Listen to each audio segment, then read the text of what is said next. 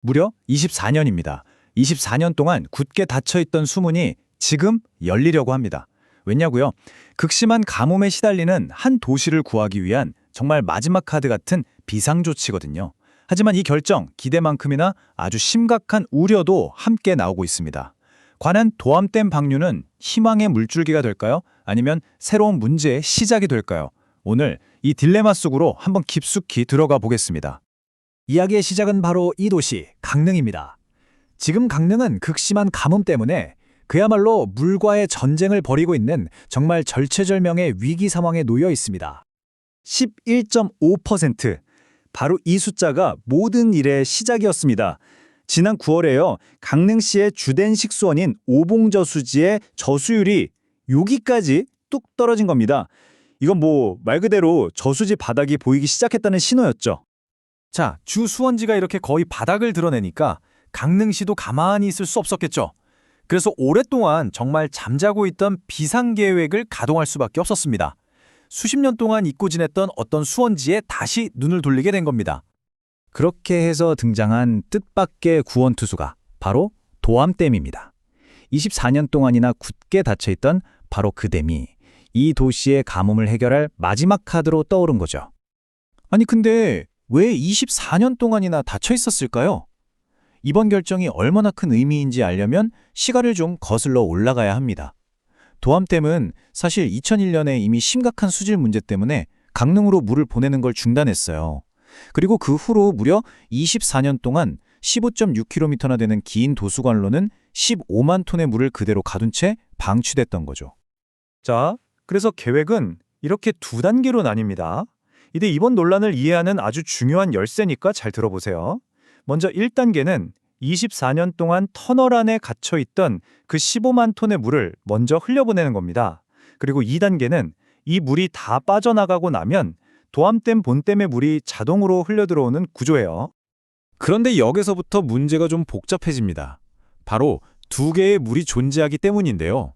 이게 무슨 말이냐면 도암댐에서 온다고 해서 다 똑같은 물이 아니란 겁니다. 바로 이 점이 지금 논란의 핵심이에요. 이 두 물의 차이는 정말 극명합니다. 먼저 1단계로 방류될 관로의 물, 이건 상대적으로 깨끗하고요. 심지어 어떤 관계자는 이 물 자체만으로도 식수 기준을 충족한다라고 말할 정도예요. 하지만 진짜 문제는 2단계, 즉 본댐에서 흘러나올 물입니다. 공식 검사 결과를 보니까 이 물은 아주 심각한 수질 문제를 안고 있었습니다. 자, 데이터를 보면 문제가 더 명확해지죠. 본댐의 물은 총인 항목에서 3급수, 그리고 용존 산수량은 4급수에서 최악의 경우 6급수 판정까지 받았어요. 이게 무슨 뜻이냐면요. 3급수는 고도 정수 처리라는 아주 특수한 과정을 거쳐야만 하고요. 4급수 이하는 원칙적으로는 식수원으로 쓸 수가 없다는 뜻입니다. 그럼 여기서 당연히 이런 질문이 나올 수밖에 없겠죠.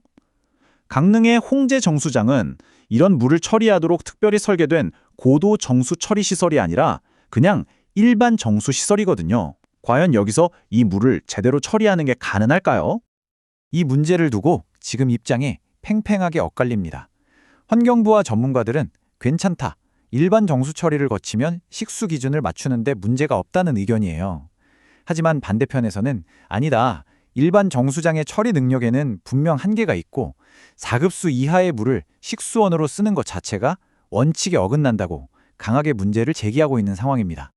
자, 이렇게 심각한 우려가 나오니까 강릉시도 가만히 있을 수만은 없었겠죠.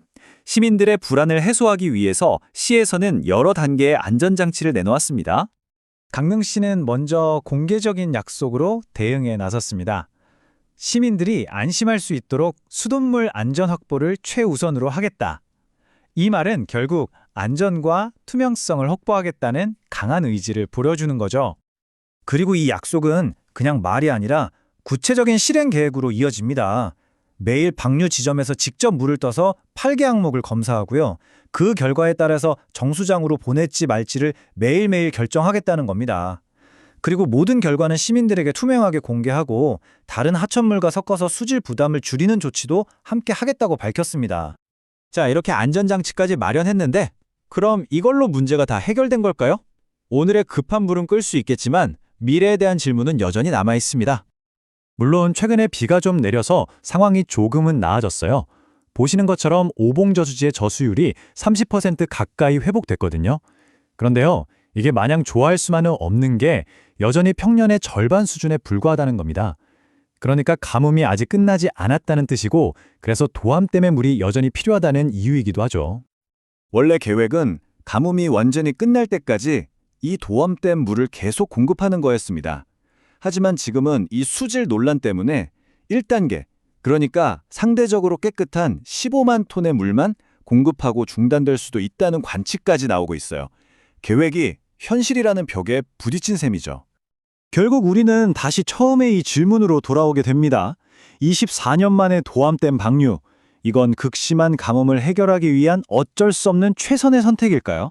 아니면 우리가 아직 알지 못하는 또 다른 문제의 시작이 될까요?